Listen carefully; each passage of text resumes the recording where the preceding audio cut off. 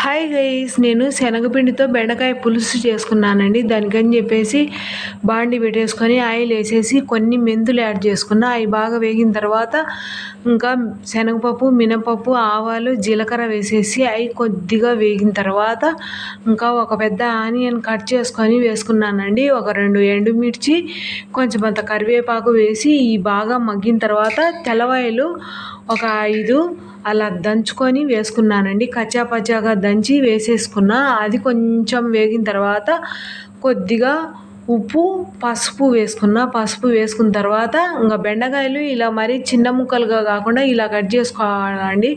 ఇలా కట్ చేసుకొని దాంట్లో వేసేసుకొని ఇంకా టమాటా కూడా 2 టమాటాలు కట్ చేసుకొని ఉన్నా, అవి కూడా వేసేసుకొని ఇంకా కారం పొడి, ధనియాల పొడి యాడ్ చేసుకున్నాం. ఇంకా అది బాగా కలబెట్టేసుకొని కొంచెం అంత మగ్గిన తర్వాత ఇంకా నేను చింతపండు ఒక నిమ్మకాయ సైజు అంత చింతపండు నానబెట్టి పెట్టేసుకొని ఆ పులుసు పోసుకొని బాగా ఉడికిన తర్వాత ఇంకా ముక్కాలు బాగా ఉడికిన తర్వాత శనగపిండి బాగా కలబెట్టేసుకొని ఉండలు లేకుండా కలబెట్టేసి ఇంకా ఆ శనగపిండి దాంట్లో వేసేసినానండి.